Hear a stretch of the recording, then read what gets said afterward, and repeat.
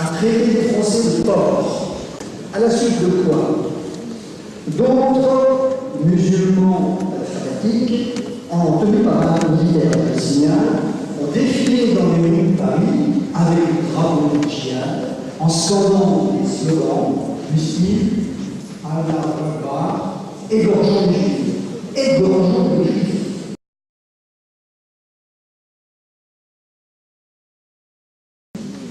Ces incidents, ces scènes ont été filmées. Vous pouvez les trouver sur le net, il suffit d'aller sur YouTube. Plus d'1 500 000 visions ont été faites de cette vidéo. À l'évidence, de tels comportements inadmissibles et dangereux n'ont rien à un problème de sécurité. De tels comportements sont inspirés par, je sais comment appeler ça, les prêches, les doctrines, les mots d'ordre issus de mosquées. Alors ma question est la suivante, monsieur le maire. Comment pouvez-vous prendre le risque de mettre en œuvre le fait d'offrir à l'ICI, l'Institut de culture de l'Islam, des bâtiments dont les imams sont susceptibles, en tout cas, d'avoir des enseignements doctrinaux capables de conduire à de tels débordements? Bonsoir, monsieur le maire. Merci de votre pouvoir. J'aimerais revenir brièvement sur les cellules sur lesquelles monsieur nous a posé des questions. Je me demande, premièrement, dans quelle mesure il revient à une municipalité de financer un projet culturel qui comporte aussi un aspect culturel tournant autour des rites, des religions, et surtout je me demande quelles mesures vous avez prises pour vérifier que les enseignements doctrinaux sont conformes à la sécurité des citoyens, et en particulier les éléments de la charia ont été en quelque sorte dénoncés par les associations qui bénéficient de ce financement extrêmement important, qui est de 30 millions d'euros, je crois. Voilà ma question. Merci, on va vous répondre.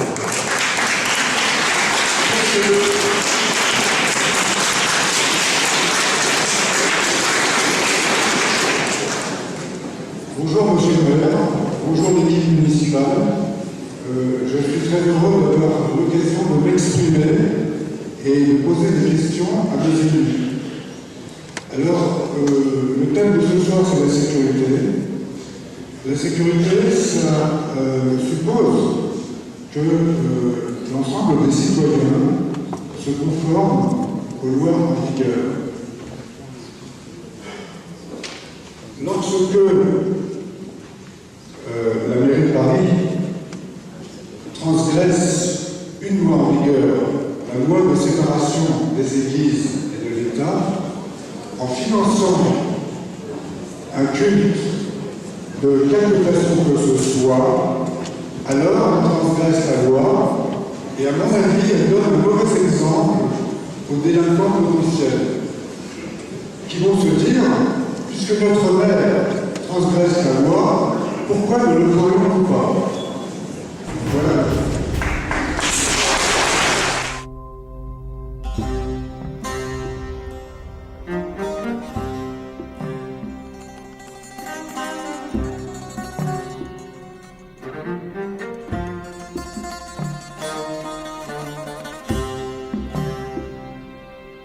Les adjoints répondront à tout, et puis si M. Lebas rajouter des commentaires, il est bienvenu. Je vous remercie tous, et il y a des interventions, je le dirai d'ailleurs, avec lesquelles je suis particulièrement d'accord. Et toutes les questions qui ont été posées, quelles que soient les intentions, ou éventuellement les présupposés de tel ou tel, je considère qu'aucune question n'était inintéressante ou inutile. Je vais donc toutes les prendre, et puis les adjoints et Daniel, j'imagine, complètement. D'abord, un certain nombre de personnes, dès la question, ont fait état de comportements contraires aux lois de la République et contraires aux valeurs de la République. Je suis pour la répression de ces comportements.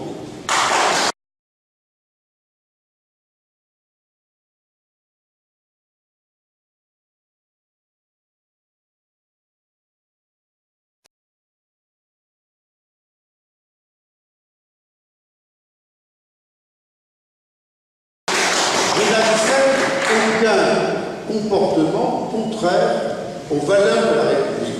Ils connaissent mes intentions à l'égard d'Israël, à l'égard des ports de la police là. On va se lever dans nos quartiers. Allahu Akbar. Vous arrêtez pas de nous opprimer. On va se lever. On a des droits en France. Je suis contre toutes les violences, toutes les intolérances, et comme disait très bien madame tout à l'heure, le rôle des élus, c'est de rassembler, et on ne peut rassembler que si on respecte toutes les identités, mais si aucune identité veut éliminer l'autre ou manquer de respect à l'autre identité.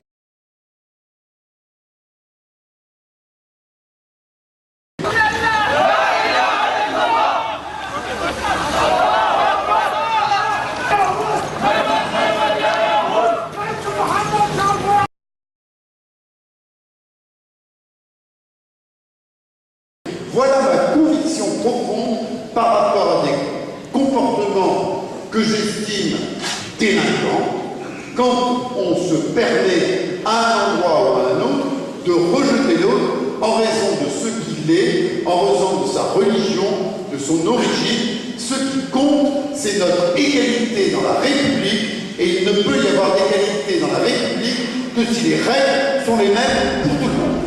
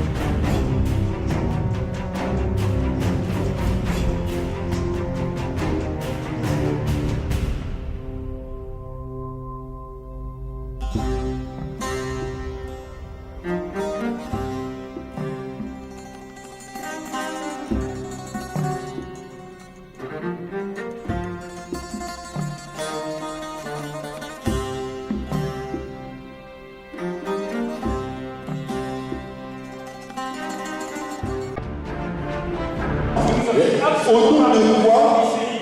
Comment? Il y a aujourd'hui possibilité de faire un contrôle des dogmes qui vont être enseignés parce qu'ils sont déjà enseignés. Mais non, Vous n'avez pas à faire. Escroquerie, c'est une Vous insulte. mettez en danger.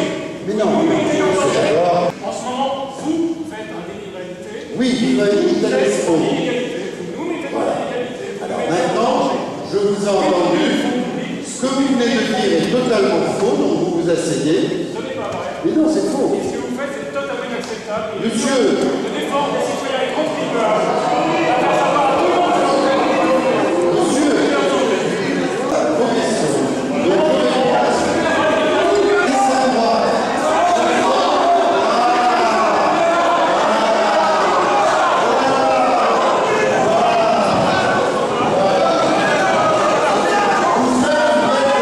C'est ça l'extrême droite. Voilà.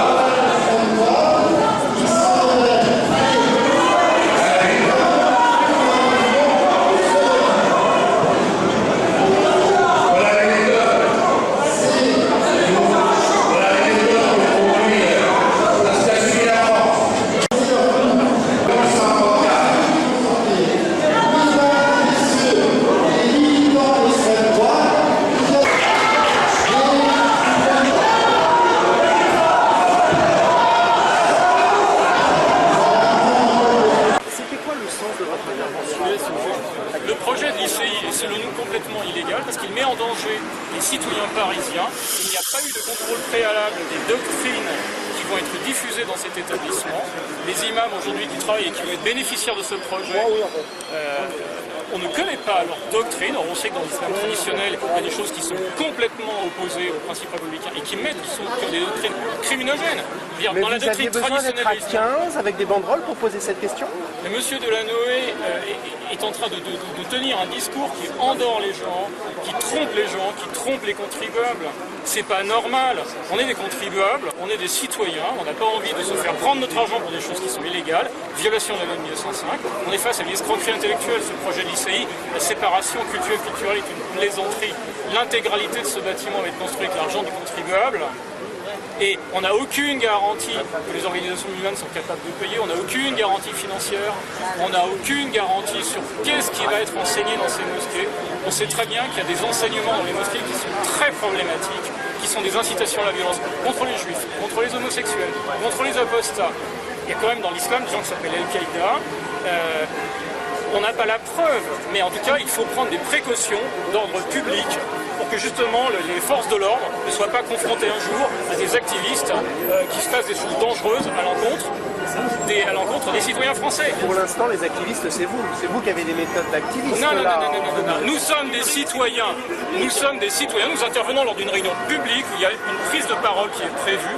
Nous ne sommes pas sur la voie publique en train de faire un attroupement. Là, si cet attroupement est là, c'est à cause des forces de police qui nous retiennent. Nous, on avait l'intention de rentrer chez nous tranquillement, après s'être exprimé.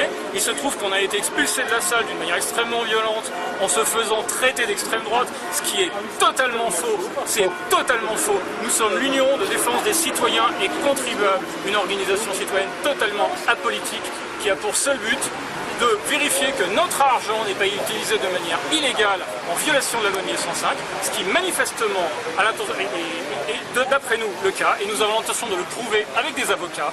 Nous travaillons avec des avocats, nous avons l'intention de le prouver. Nous allons attaquer M. Delanoë et demander l'annulation de ce projet, tout simplement parce qu'il est illégal. On vous retrouvera à ce moment-là. Absolument. Merci beaucoup, messieurs. Bonne soirée à vous. Au revoir.